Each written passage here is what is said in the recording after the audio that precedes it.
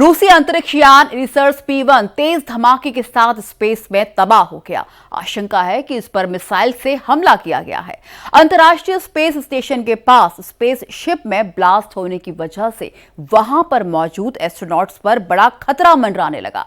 6 अंतरिक्ष यात्रियों ने स्पेस स्टेशन के अंदर खुद को 1 घंटे तक बंद रखा ताकि वो तबाह हुए अंतरिक्ष यान के 100 टुकड़ों से टकराने से बच सकें।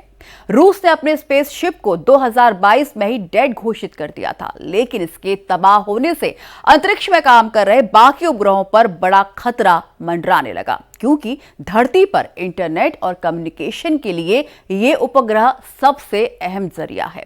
हालांकि रूस ने अपने स्पेस शिप पर हमले के बारे में किसी तरह की कोई भी जिम्मेदारी अब तक नहीं ली है।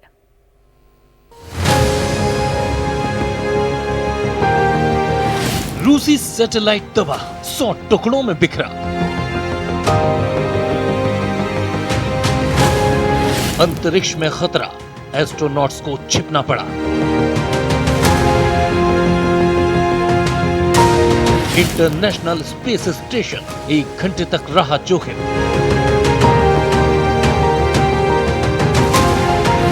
मिसाइल हमले की आशंका, 2022 में डेड घोषित किया।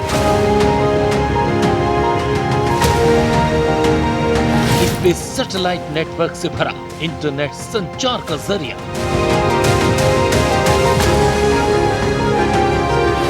अंतरिक्ष स्टेशन को बचाया, चीन ने सुरक्षा कवच बनाया।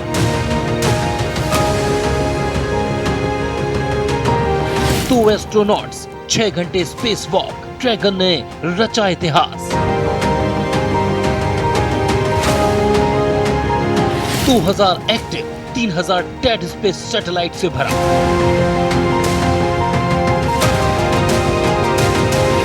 डेड सैटेलाइट से खतरा, पृथ्वी पर हादसे की आशंका।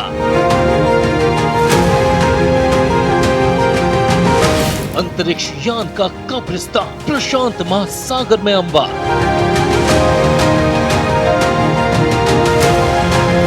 पॉइंट निमो में गिराने का नियम, धरती पर जोखिम कम।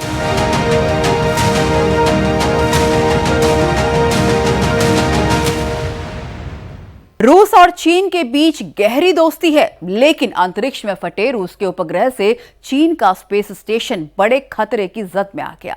जिस वक्त रूसी स्पेस शिप के 100 से ज्यादा टुकड़े अंतरिक्ष में तैरकर चीनी स्पेस स्टेशन की तरफ आ रहे थे, तब वहां पर 2 चीनी एस्ट्रोनॉट्स भी मौजूद थे। बड़ा खतरा अंतर्राष्ट्रीय स्पेस स्टेशन पर भी मंडराने लगा, क्योंकि जिस रशियन सैटेलाइट में धमाका हुआ था वो ISS से ज्यादा दूर मौजूद नहीं था। अंतरिक्ष में रूस की एक सैटेलाइट तबाह हो गई है, जिससे इंटरनेशनल स्पेस स्टेशन के यात्रियों पर खतरा बढ़ गया है। रूस की सैटेलाइट अंतरिक्ष में 100 से ज्यादा अधिक टुकड़ों में टूट गई है, जिसके कारण अंतर्राष्ट्रीय अंतरिक्ष स्टेशन पर मौजूद अंतरिक्ष यात्रियों को लगभग 1 घंटे तक शेल्टर लेना पड़ा। अंतरिक्ष में पहले से ही कचरा मौजूद है, ऐसे में रूस की सैटेलाइट तबाह होने के बाद कचरा और भी बढ़ गया है। रूस की जिस सैटेलाइट में विस्फोट हुआ है उसका नाम है रिसोर्स P1। हालांकि इस बात की अभी कोई जानकारी नहीं है कि ये कैसे टूटा। वहीं विशेषज्ञों का ऐसा अनुमान है कि किसी मिसाइल ने इसे निशाना बनाया है। रूस ने रिसोर्स P1 सैटेलाइट को 2022 में ही मृत घोषित कर दिया था। अंतरिक्ष के मलबे पर नजर रख रहे अमेरिकी अंतरिक्ष कमांड ने कहा कि रूस की सैटेलाइट से किसी भी दूसरी सैटेलाइट को कोई खतरा नहीं है। नासा के स्पेस स्टेशन कार्यालय के मुताबिक सैटेलाइट में ब्लास्ट की घटना अंतर्राष्ट्रीय स्पेस स्टेशन के पास की कक्षा में हुई, जिसकी वजह से ISS के यात्रियों को करीब 1 घंटे तक अपने अंतरिक्ष यान में शरण लेनी पड़ी। इसके अलावा सैटेलाइट का संचालन करने वाली रूसी अंतरिक्ष एजेंसी रोसकोस्मोस ने इस बारे में कोई जानकारी नहीं दी है, न ही अपने सोशल मीडिया चैनलों पर इस घटना को सार्वजनिक रूप से स्वीकार किया है। ट्रैकिंग फर्म ने कहा कि अंतरिक्ष में रूसी सैटेलाइट धमाके के बाद 100 से ज्यादा टुकड़ों में बिखर गया। ये टुकड़े इतने बड़े हैं कि आसानी से रडार में नजर आ रहे हैं। कंपनी ने कहा कि ये चिंता का विषय बनता जा रहा है। अंतरिक्ष सैटेलाइट नेटवर्क से भरा हुआ है, जो धरती पर रोजमर्रा के जीवन के लिए बेहद अहम है। इन उपग्रहों की वजह से ही ब्रॉडबैंड इंटरनेट और संचार से लेकर बुनियादी नेविगेशन सेवाएं काम करती हैं। बता दें कि रूस ने 2021 में प्लेसेत्स्क रॉकेट साइट से लॉन्च की गई जमीन आधारित एंटी सैटेलाइट मिसाइल से एक सैटेलाइट को तबाह कर दिया था। इसके बाद से उसे अमेरिका समेत पश्चिमी देशों की कड़ी आलोचना भी झेलनी पड़ी थी। लगभग 88 मिनट के विंडो में सैटेलाइट में टुकड़े प्लेसेत्स्क साइट समेत कई संवेदनशील जगहों से गुजरे थे। ऐसे में इस बात की आशंका भी जताई जा रही है कि क्या रूस ने फिर एक हथियार टेस्ट किया है। हालांकि हवाई क्षेत्र या समुद्री अलर्ट से तत्काल कोई संकेत नहीं मिला है कि रूस ने कोई मिसाइल लॉन्च की है। जानकारों के मुताबिक सैटेलाइट दूसरी वजहों से भी तबाह हो सकता है। इस आशंका से भी इनकार नहीं किया जा सकता कि उपग्रह अपने बचे हुए ईंधन में हुए विस्फोट से तबाह हो गया हो। रशिया की सैटेलाइट में हुआ धमाका रशिया ने किसी मिसाइल के थ्रू करवाया है या वो उसमें बचे हुए फ्यूल के एक्सप्लोजन से हुआ है, इसका जवाब देने के लिए एक प्रॉपर जांच होनी बहुत ज़रूरी है। लेकिन सबसे इम्पॉर्टेंट बात है कि ये सवाल ही क्यों उठ रहे हैं। ये सवाल रशिया और यूक्रेन वॉर के कारण और उसमें यूक्रेन को मिलते वेस्ट से सैटेलाइट रिलेटेड सपोर्ट के कारण है।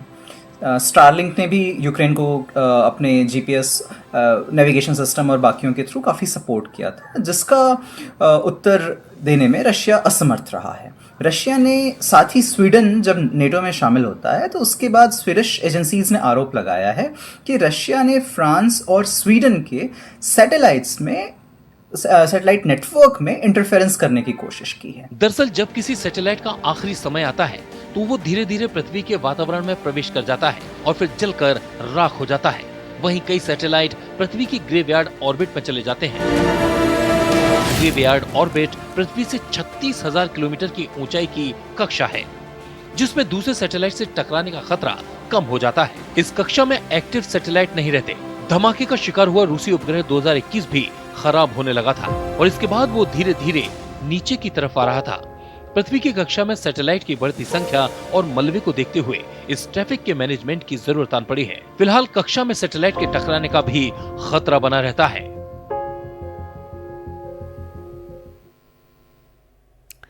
मुश्किल वक्त में ही असाधारण काम को अंजाम दिया जाता है। जब रशियन सैटेलाइट के 100 टुकड़े चीन के स्पेस स्टेशन की तरफ बढ़ रहे थे, तब 2 एस्ट्रोनॉट्स पर बड़ी जिम्मेदारी आन पड़ी। उन्हें न केवल स्पेस स्टेशन को बचाना था, बल्कि उनकी खुद की जिंदगी भी जोखिम में थी।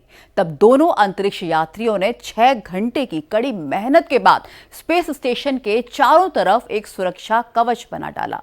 संभावना है कि अब जब धमाके में तबाह हुई सैटेलाइट के विशाल टुकड़े अंतरिक्ष केंद्र से टकराएंगे, तब नुकसान पहले के मुकाबले बेहद कम होगा।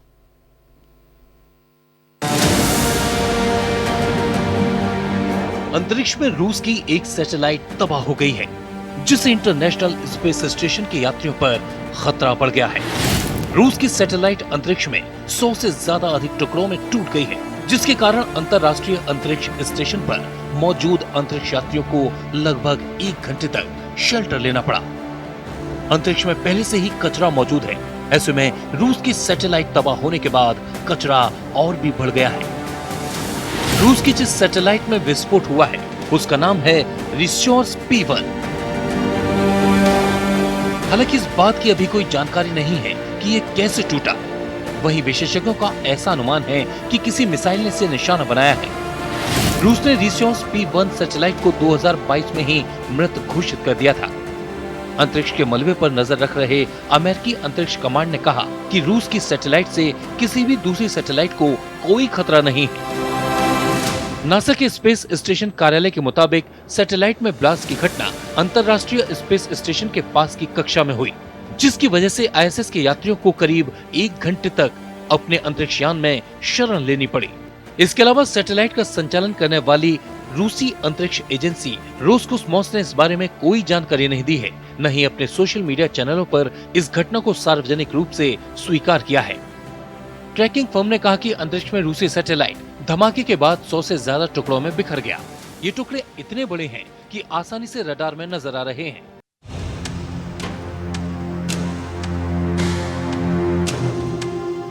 जब बात स्पेस साइंस की होती है तो हमारे सामने सबसे बड़ा नाम नासा या फिर इसरो का आता है, लेकिन चीन भी इस मामले में पीछे नहीं है। दरअसल चीन स्पेस में तेजी से काम कर रहा है। अंतरिक्ष में चीन कितना हाईटेक हो गया है, इसका अंदाजा आप इस बात से लगा सकते हैं कि रशियन सैटेलाइट के विशाल टुकड़ों से अपने स्पेस स्टेशन को बचाने के लिए उसने मात्र 6.5 घंटे में अपने स्पेस स्टेशन के लिए सुरक्षा कवच का निर्माण कर लिया।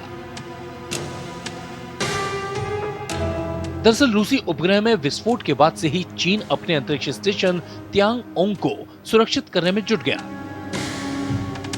रूसी सैटेलाइट के विस्फोट के बाद चीन के अंतरिक्ष स्टेशन को अतिरिक्त सुरक्षा कवच देने के लिए शेंजोउ 18 के 2 अंतरिक्ष यात्रियों ने रात को स्पेस वॉक किया।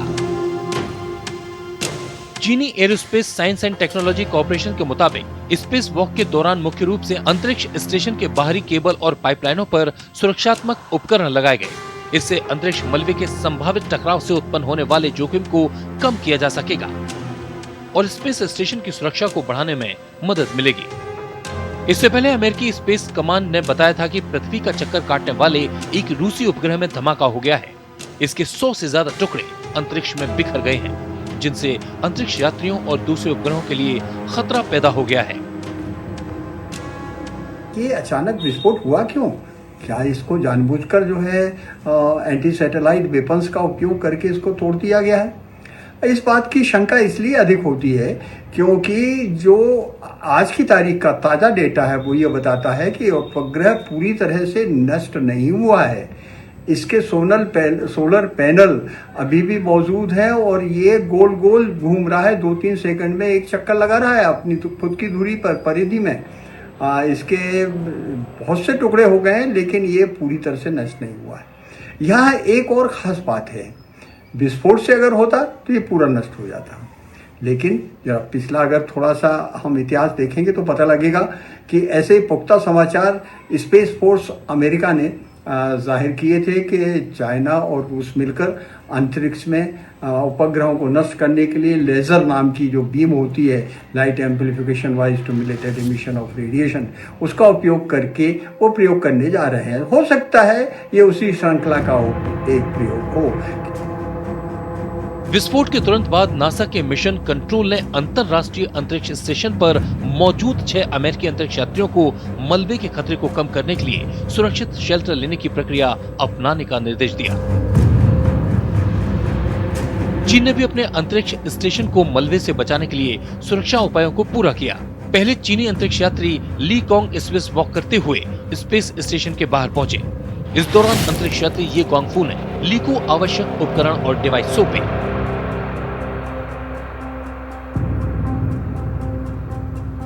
इसके बाद गुआंगफू भी स्टेशन के बाहरी हिस्से के कार्यस्थल पर पहुंचे और सुरक्षा उपकरण स्थापित करने में ली की मदद की। उपकरण स्थापित करने के बाद ली कॉन्ग रोबोटिक हाथ की मदद से निरीक्षण बिंदु पर पहुंचे, जहां उन्होंने अपने हेलमेट कैमरे की मदद से पेलोड एडॉप्टर की सतह की स्थिति का सर्वेक्षण और फोटोग्राफी की।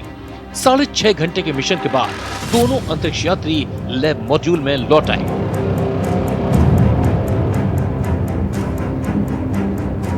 ये अपने आप में एक रिकॉर्ड है। चीन ने अपने स्पेस स्टेशन को इस कचरे से बचाने के लिए इसके चारों ओर आर्मर लगा दिया है। इस पर China aerospace science and technology corporation के साइंटिस्ट लिu मिंग ने मीडिया से बात करते हुए कहा कि स्पेस वॉक का पहला काम ही यही था कि हम स्पेस स्टेशन के चारों तरफ ऐसे प्रोटेक्टिव डिवाइस लगा सके जिससे सैटेलाइट का टुकड़ा हमारे स्पेस स्टेशन से टकराए भी तो ज्यादा नुकसान न हो। इसके अलावा ये प्रोटेक्टिव डिवाइस स्पेस स्टेशन के केबल्स और पाइपलाइंस को भी सैटेलाइट के कचरे से सुरक्षित रखेंगे।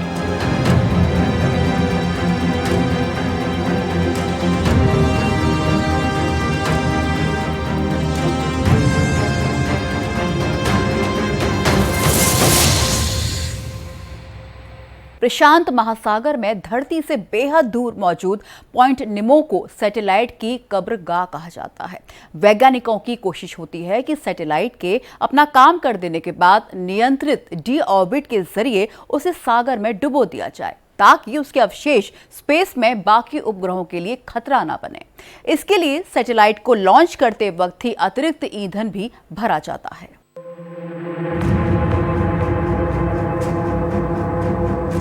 अंतरिक्ष में रूस की सैटेलाइट रिस्योस P1 के तबाह होने से इंटरनेशनल स्पेस स्टेशन पर खतरा पैदा हो गया है। सैटेलाइट के 100 से ज्यादा टूटे हुए हिस्से धरती की कक्षा में तेज रफ्तार में घूम रहे हैं। ऐसे में वैज्ञानिकों को चिंता है कि इन टुकड़ों से ISS समेत पृथ्वी की कक्षा में मौजूद बाकी सैटेलाइट को नुकसान हो सकता है। रिसोर्स P1 के टूटने की क्या वजह रही, इसकी अब तक पुष्टि नहीं हुई है, लेकिन 2022 में सैटेलाइट को मृत घोषित कर दिया गया था। इससे सवाल खड़ा होता है कि पुरानी सैटेलाइट के संचालन को लेकर आखिर क्या नियम है और अंतरिक्ष में अपना काम कर चुके सैटेलाइट्स को कहां ले जाकर ठिकाने लगाया जाता है।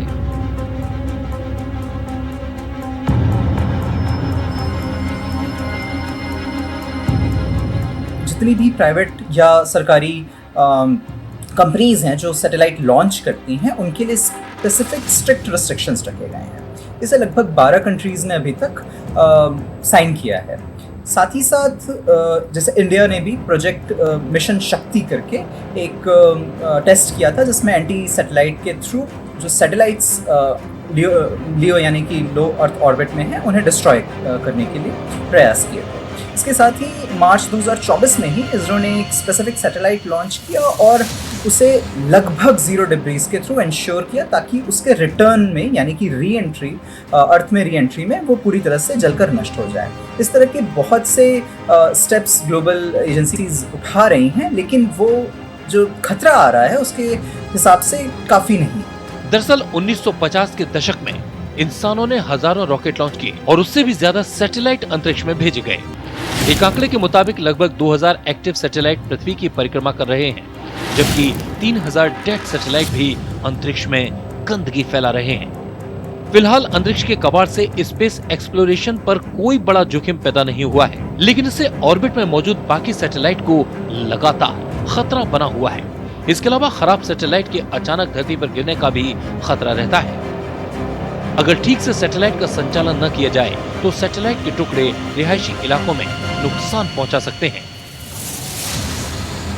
अब तो ये बात तो लगभग स्पष्ट हो चुकी है कि इसका अचानक विस्फोट नहीं हुआ है। ऐसी पहले संभावना व्यक्त की गई थी कि इसमें जो ईंधन है उसने आग पकड़ ली होगी, और उसके कारणों की पुख्ता जानकारी अभी वैज्ञानिक आधार पर नहीं है। लेकिन ये जो पोलैंड की और ऑस्ट्रेलिया की कंपनी ने तथा लियो लैब ने जो जानकारी दी है, उससे ये तो पता लगता है कि निश्चित ही ये एक प्रयोग करके देखा गया है, क्योंकि ये जो छोटे छोटे टुकड़े हैं वायुमंडल में जब प्रवेश करेंगे अपनी परिधि तोड़कर, तो इनका क्या प्रभाव होगा, इसका ये शायद अध्ययन कर रहे होंगे। यहाँ एक और बहुत महत्वपूर्ण खबर है, वो ये कि इस समय लो अर्थ ऑर्बिट में लगभग 8,500 इस तरह के डेड सैटेलाइट्स और कुछ एक्टिव सैटेलाइट्स घूम रहे हैं। उनमें से 6,000 सैटेलाइट तो अकेले एलन मस्क की कंपनी ने छोड़े हैं, जो दुनिया में इंटरनेट सप्लाई अंतरिक्ष से कर रही है। बाकी सभी चीजों की तरह सैटेलाइट भी हमेशा के लिए नहीं रहते। उनके पास सीमित ईंधन है और बाहरी अंतरिक्ष की कठोर परिस्थितियां उन पर टूट फूट डाल सकती हैं। इसको ध्यान में रखकर संयुक्त राष्ट्र ने 2007 में कुछ दिशा निर्देश पेश किए थे। जो सैटेलाइट पृथ्वी के करीब चक्कर लगा रही हैं, उसे ऊपर से नीचे के ऑर्बिट में ले जाया जाता है, ताकि ये 25 सालों के भीतर स्वाभाविक रूप से वायुमंडल में फिर से प्रवेश कर सकें। इसे 25 वर्षीय नियम भी कहा जाता है। जैसे ही सैटेलाइट वापस पृथ्वी की ओर गिरना शुरू करेगा, हवा के घर्षण से निकलने वाली गर्मी सैटेलाइट को जला देगी, जिससे वो सतह पर पहुंचने से पहले ही खत्म हो जाएगा। 25 वर्षीय नियम को लेकर एक गाइडलाइन का खास ध्यान रखा जाता है। अगर जांच में ये पाया जाता है कि सैटेलाइट से चोट या संपत्ति के नुकसान की संभावना 10,000 में 1 से भी कम है, तो उसे धरती पर ऐसे ही गिरा दिया जाता है। लेकिन नुकसान की संभावना ज्यादा होती है तो नियंत्रित डी ऑर्बिट की आवश्यकता होती है। इसमें इंजीनियर सैटेलाइट के बचे हुए ईंधन का इस्तेमाल इसे धीमा करने और दिशा देने में करते हैं, जिससे वो अपने ऑर्बिट से बाहर निकलकर प्रशांत महासागर में गिर जाता है। इसे पॉइंट निमो कहते हैं।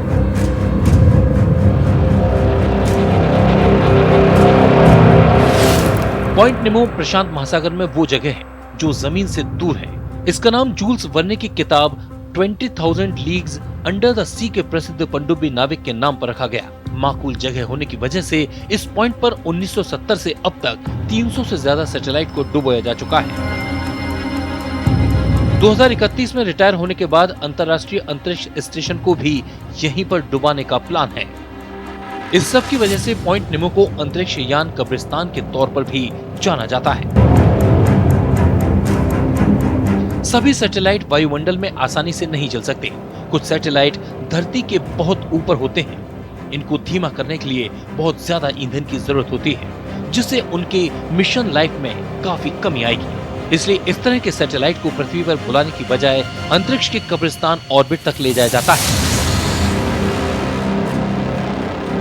ये सैटेलाइट अपने आखिरी समय में ईंधन जलाते हैं और पृथ्वी से 22,400 माइल की ऊंचाई पर जाते हैं। यह ऑर्बिट एक्टिव सैटेलाइट के ऑर्बिट से 300 किलोमीटर की ऊंचाई पर होता है। एक बार जब सैटेलाइट कब्रिस्तान ऑर्बिट में पहुंच जाता है तो उसका सिस्टम बंद हो जाता है। बचा हुआ ईंधन खत्म हो जाता है और लंबे समय तक वो उसी ऑर्बिट में घूमते रहते हैं।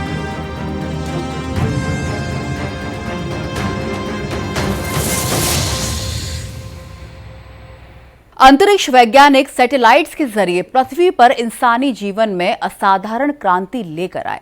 इंटरनेट से लेकर कम्युनिकेशन और मौसम की जानकारी में उपग्रह बेहद अहम भूमिका अदा करते हैं। इनके जरिए ही हम चांद, सूरज और बाकी ग्रहों के बारे में जानकारी जुटाते हैं। लेकिन एक वक्त वो भी आता है जब सैटेलाइट के उपकरण काम करना बंद कर देते हैं। अमेरिका और रूस में शीत युद्ध के दौर से ऐसे ही हजारों उपग्रह स्पेस में कचरा बनकर बाकी सैटेलाइट और पृथ्वी के लिए बड़ा खतरा बने हुए हैं। हालांकि इन्हें सुरक्षित तरीके से नष्ट करने के लिए प्रशांत महासागर और ऊपरी स्पेस में इंतजाम किए गए, लेकिन कई बार उपग्रह अपने अंतिम वक्त में इस हालत में नहीं होते हैं कि वो पॉइंट निमो या ऊपरी स्पेस में पहुंचकर सुरक्षित तरीके से नष्ट हो जाएं। ऐसे में ये उपग्रह बड़ा खतरा बनकर अंतरिक्ष में चक्कर काटते रहते हैं। इसी के साथ मुझे दीजिए इजाजत, लेकिन भारत एक्सप्रेस पर खबरों का सिलसिला लगातार जारी है।